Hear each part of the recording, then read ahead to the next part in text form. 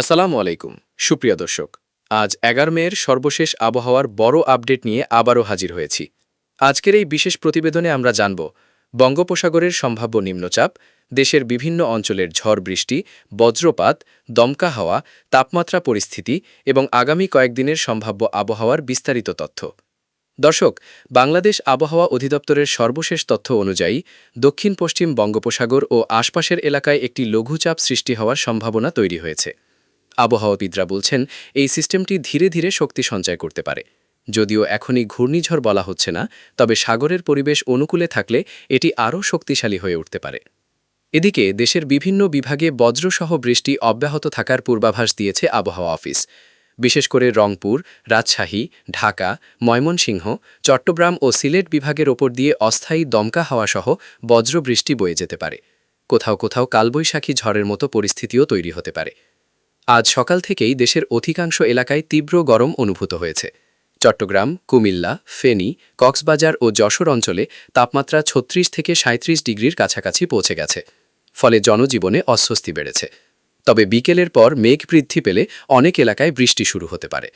দর্শক, এখন জেনে নিন কোন কোন এলাকায় বেশি ঝড় বৃষ্টির আশঙ্কা রয়েছে। আবহাওয়া অফিসের তথ্য অনুযায়ী ঢাকা, গাজীপুর, টাঙ্গাইল, ময়মনসিংহ, নেত্রকোনা, সিলেট, মৌলভীবাজার, চট্টগ্রাম, কুমিল্লা, ফেনী, নোয়াখালী ও কক্সবাজার অঞ্চলে বজ্রসহ বৃষ্টির সম্ভাবনা বেশি। বিশেষ করে সন্ধ্যার পর হঠাৎ দমকা হাওয়া শুরু হতে পারে। উপকূলীয় এলাকায়ও আবহাওয়া পরিস্থিতি পরিবর্তন হতে পারে। কক্সবাজার, টেকনাফ, কুতুবদিয়া, সান্দ্বীপ ও হাতিয়া অঞ্চলে মাঝারি ধরনের দমকা হাওয়া বয়ে যেতে পারে। সমুদ্র কিছুটা উত্তাল থাকায় জেলেদের সতর্ক থাকতে বলা হয়েছে।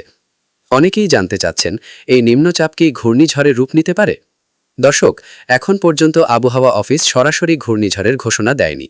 তবে বঙ্গোপসাগরের তাপমাত্রা অনেক বেশি থাকায় নিম্নচাপটি শক্তি অর্জনের সুযোগ পাচ্ছে। যদি বাতাসের গতি ও সাগরের পরিবেশ অনুকূলে থাকে, তাহলে এটি গভীর নিম্নচাপ বা আরও শক্তিশালী সিস্টেমে পরিণত হতে পারে। এদিকে ভারতের পশ্চিমবঙ্গ ও উড়িষ্যা উপকূলেও মেঘের পরিমাণ বৃদ্ধি পেয়েছে। এর প্রভাব বাংলাদেশেও পড়তে পারে বলে ধারণা করছেন আবহাওয়াবিদরা। দর্শক, আগামী ২৪ ঘণ্টায় দেশের বিভিন্ন এলাকায় বজ্রপাতের ঝুঁকি বেশি থাকবে। বিশেষ করে বিকেল থেকে রাত পর্যন্ত সময়ে বজ্রপাতের আশঙ্কা রয়েছে। তাই সবাইকে সতর্ক থাকার অনুরোধ জানানো হয়েছে।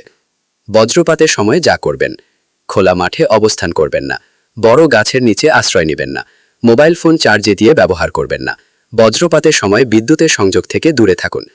কৃষকদের জন্য বিশেষ সতর্ক বার্তা দেওয়া হয়েছে। যারা ধান কাটছেন বা মাঠে কাজ করছেন, তারা আবহাওয়া খারাপ দেখলে দ্রুত নিরাপদ স্থানে চলে যাবেন। এখন দেখে নিন আগামী কয়েকদিনের সম্ভাব্য আবহাওয়া পরিস্থিতি। 11 মে দেশের বিভিন্ন এলাকায় বজ্রসহ বৃষ্টি ও দমকা হাওয়া। 12 মে উত্তরাঞ্চলে বৃষ্টির প্রবণতা বাড়তে পারে। 13 মে ঢাকা ও সিলেট অঞ্চলে আবারও কালবৈশাখীর আশঙ্কা। 14 মে নিম্নচাপের প্রভাবে উপকূলে বৃষ্টি বাড়তে পারে। 15 মে সাগর উত্তাল হতে পারে এবং দমকা হাওয়া বৃদ্ধি পেতে পারে। দর্শক, নদী বন্দরগুলোকে প্রয়োজনে সতর্ক সংকেত দেওয়া হতে পারে। ছোট নৌকা ও ট্রলারগুলোকে নিরাপদ আশ্রয়ে থাকতে বলা হতে পারে। সবশেষে আবারও বলছি, 11 মে বঙ্গোপসাগরে সম্ভাব্য নিম্নচাপ ঘিরে দেশের আবহাওয়া পরিস্থিতি ধীরে ধীরে পরিবর্তিত হচ্ছে। তাই সবাইকে নিয়মিত আবহাওয়ার আপডেট দেখার অনুরোধ জানানো হচ্ছে। আজকের সর্বশেষ আবহাওয়ার এই বড় আপডেট এখানেই শেষ করছি। নতুন আপডেট পেতে আমাদের সাথেই থাকুন। আল্লাহ হাফেজ।